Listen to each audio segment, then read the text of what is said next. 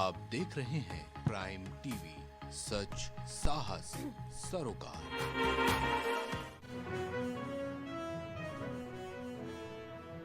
संसद के मानसून सत्र का तीसरा दिन आज बजट पर संसद में होगी चर्चा। विपक्ष कर सकता है हंगामा।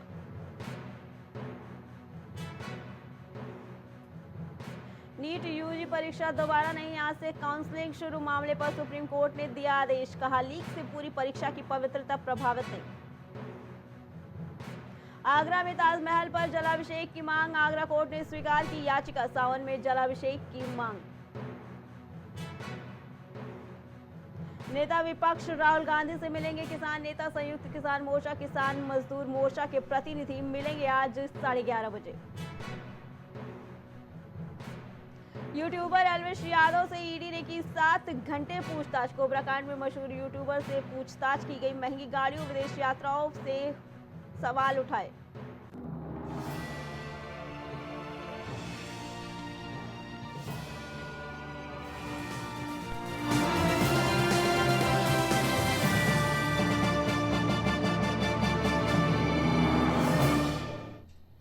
नमस्कार, मैं हूं अर्चना, आप देख रहे हैं प्राइम टीवी। वक्त हो गया है प्राइम उत्तर प्रदेश का। चलते हैं पहली खबर की तरफ। एनटीए 2 दिन के भीतर नीट यूजी 2024 का फाइनल रिजल्ट घोषित करेगा। इससे पहले सुप्रीम कोर्ट ने 5वीं सुनवाई को दौरान ये आदेश दिया था कि नीट की परीक्षा दोबारा नहीं होगी। साथ ही सीजेआई ने भी कहा कि पूरी परीक्षा में गड़बड़ी होने के पर्याप्त सबूत नहीं मिले हैं। वहीं सुप्रीम कोर्ट की बेंच ने कहा, अगर जांच के दौरान कोई दोषी पाया जाता है तो उसके खिलाफ कार्रवाई की जाएगी।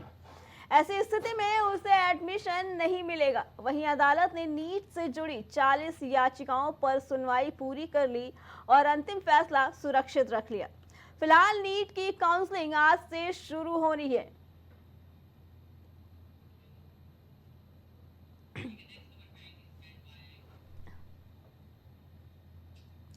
चलते हैं अगली खबर की तरफ। आज संसद के मानसून सत्र का तीसरा दिन है। कल वित्त मंत्री निर्मला सीतारमण ने मोदी सरकार के तीसरे टर्म का पहला बजट पेश किया, जिस पर चर्चा होगी, जिसके लिए 20 घंटे का समय तय किया गया है। बजट पर चर्चा के दौरान कई मुद्दों पर विचार विमर्श किया जाएगा और सरकार की योजनाओं पर इस पे विस्तार से चर्चा भी की जाएगी। साथ ही इंडिया गठबंधन के सभी सांसद आज संसद में बजट का विरोध करेंगे। उनका कहना है कि इस बजट में भेदभाव किया गया है। ये निर्णय कांग्रेस अध्यक्ष मल्लिकार्जुन खड़गे के घर पर हुई IND-INA ब्लॉक बैठक में लिया गया ये मामला। बताया जा रहा है कि विपक्ष का मानना है कि बजट में सभी वर्गों के लिए समान ध्यान नहीं दिया गया और कई महत्वपूर्ण मुद्दों की अनदेखी भी की गई।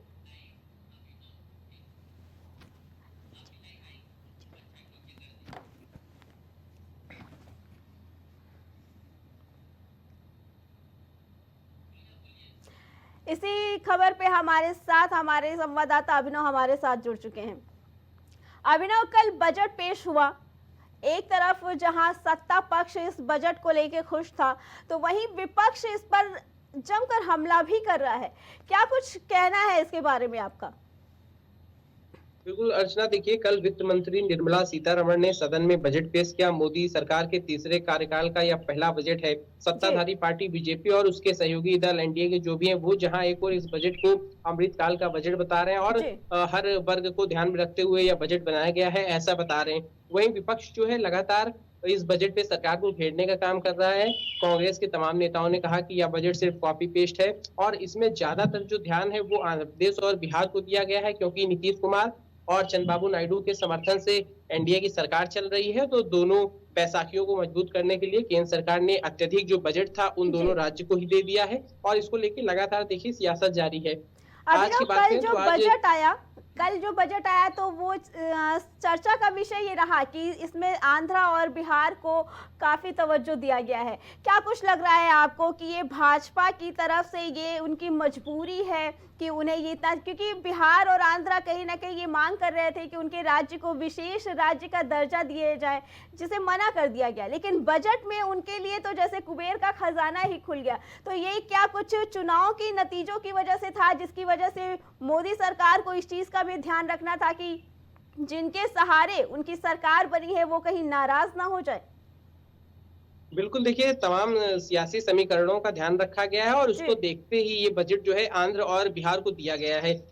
चूंकि एनडीए के जो सबसे बड़े दो सहयोगी दल हैं उनमें चंद्रबाबू नायडू और नीतीश कुमार की पार्टी शामिल है। जी। नीतीश कुमार जहां एक और विशेष राज्य मांग रहे थे उनको नहीं मिला, लेकिन बजट में उनको काफी कुछ केंद्र सरकार की ओर से मिल गया। और आंध्र प्रदेश लगातार अपनी एक राजधानी विकसित करना चाह रहा है, जिसको लेके उसको काफी बजट चाहिए था और केंद्र सरकार ने उसको स्वीकृत कर दिया। और आंध्र प्रदेश के लिए भी ये एक अच्छी खबर है। लेकिन अलग अलग प्रदेश के जितने भी नेता हैं वो इसका विरोध कर रहे हैं। और अगर उत्तर प्रदेश की बात करें तो अखिलेश यादव ने भी कहा है कि उत्तर प्रदेश के किसानों को सरकार ने क्या दिया, ये सरकार को आके सामने बताना चाहिए था।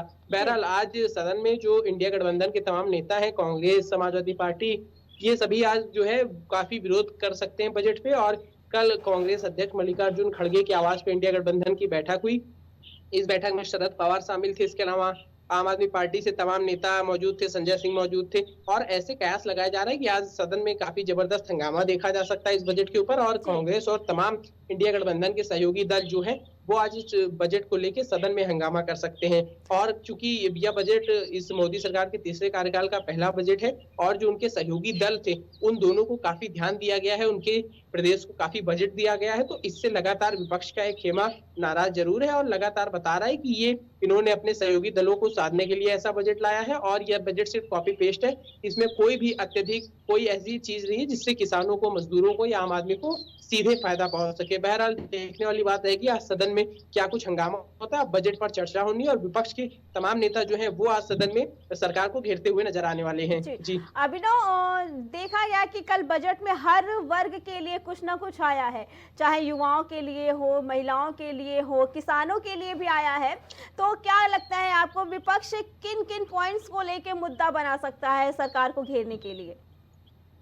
बिल्कुल देखिए, सबसे ज्यादा तो विपक्ष का मुद्दा आंध्र और बिहार पे ही रहेगा, क्योंकि ये दोनों एनडीए के सहयोगी दल की यहाँ पे सरकार है। चंद्रबाबू नायडू और नीतीश कुमार की बात करें तो इन दोनों को सबसे ज्यादा बजट जो दिया गया है इसी को लेकर सबसे ज्यादा विपक्ष जो है मुद्दा बनाएगा। लेकिन अगर बात करें उत्तर प्रदेश की या अन्य राज्यों की तो यहाँ पे विपक्ष जो है वो तमाम अन्य मुद्दे उठाएगा, क्योंकि कुछ चीजें महंगी जरूर हुई हैं।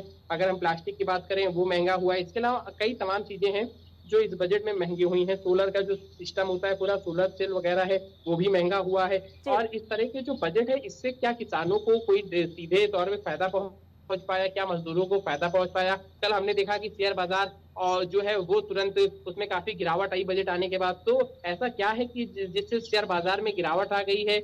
ये तमाम जो विषय हैं ये देखने लायक है और विपक्ष तमाम मुद्दों को लेकर आज सदन में देखिए जबरदस्त हंगामा कर सकता है और विपक्ष ने इसकी काफी रणनीति तैयार की है। कल कांग्रेस अध्यक्ष मल्लिकार्जुन खड़गे के आवास पर करीब घंटे भर चली बैठक में तमाम चीजें तय हुई हैं। अब तय रणनीति के अनुसार विपक्ष के जो नेता है वो आज सदन में जाएंगे और जो भी मोदी सरकार के ये बजट आया है, इस तीसरे कार्यकाल का पहला बजट, इसको लेके जबरदस्त हंगामा करते हुए आज सदन में देखे जा सकते हैं। और देखने लायक बात रहेगी कि किस प्रकार से आज जो सदन की कार्रवाई है वो चल पाती है। जी अभिनव, जो बजट आया कल का, तो विपक्ष का भी ये कहना है, एक तो चलिए वो कॉपी पेस्ट की बात कर ही रहे हैं, फिर भी उसके बावजूद भी ये बजट से नाराज है। इसके अलावा उनका कहना है कि ये कुर्सी बचाओ बजट था।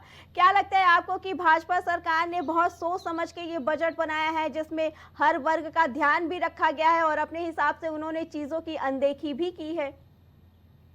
बिल्कुल देखिए, विपक्ष के तमाम नेता ये कह रहे हैं कि ये कुर्सी बजाओ बजट है। पीएम मोदी जिन दो बैसाखी के बदौलत अपनी सरकार चला रहे हैं, दो बैसाखी से मतलब यहाँ पे नीतीश कुमार और चंद्रबाबू नायडू से है, उन दो बैसाखियों को मजबूत करने वाला यह बजट है। और इसके अलावा जनता को इस बजट से कुछ भी खास फायदा नहीं हो रहा है। ऐसा जो विपक्ष के तमाम नेता हैं, उनकी पार्टी के जो प्रवक्ता है वो कल बजट आने के बाद से लगातार ऐसे बयान दे रहे हैं। देखने वाली बात है कि इस मुद्दे पे सरकार को कितना ये लोग घेर सकते हैं। हालांकि बजट से एक प्रकार से सरकार जो है वो अपना नैरेटिव भी सेट कर सकती थी और कुछ ऐसा भी बजट में कर सकती थी जिससे सीधे जनता तक फायदा पहुंचे या उनके बजट से जो पब्लिक है वो प्रभावित हो जाए। लेकिन अब तक ऐसा ग्राउंड पे कुछ देखने को मिल नहीं रहा है। हालांकि आंध्र और बिहार के बाद से लगातार पब्लिक में भी एक मैसेज गया है कि क्या वाकई सियासी समीकरणों को ध्यान में रखते हुए केंद्र सरकार ने यह बजट इस बार लाया है और सरकार क्या अपने जो सत्ता है उसको बचाने के लिए इस तरह से बजट लाई है। बहरहाल तमाम विषय हैं और उन पे देखिए लगातार चर्चा जारी है और आज सदन में काफी हंगामा हो सकता है और इंडिया अभी गठबंधन और विपक्ष की तमाम जनता पार्टियां की क्या राय है कि कल जो बजट आया उसमें आपने बात की होगी लोगों से, जनता का क्या कहना है कि कैसा लग रहा है जनता को ये बजट, उनके लिए क्या खास बिल्कुल है या अभी भी जनता में नाराजगी है इस बजट को लेके? बिल्कुल देखिए, जनता लगातार कह रही है कि बजट आया है, ठीक है, कुछ चीजें सस्ती भी हुई, चाहे अगर सोने चांदी में बात करें तो 6% उसमें टैक्स घट रहा है। इसके अलावा मोबाइल फोन चार्जर्स की बात करें, जी 15% तक उसमें जो है वो घट रहा है। इसके अलावा तमाम चीजें अन्य जो है वो कैंसर की जो दवाएं हैं, कैंसर एक बहुत बड़ी बीमारी है और जो भी चपेट में आता है उसको काफी जो है खर्चा हो जाता है, तो उसकी जो दवाएं हैं उनमें भी छूट की बात कही गई है।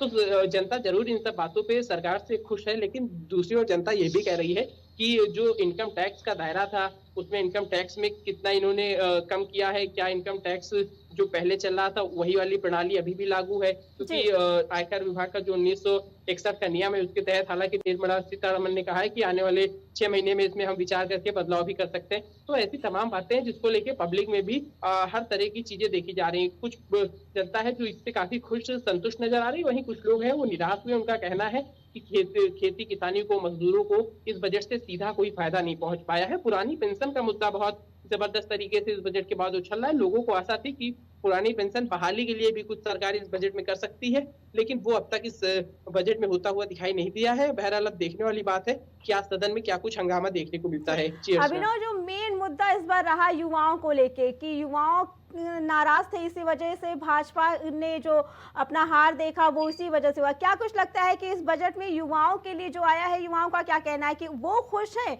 या अभी भी वो नाराज ही हैं?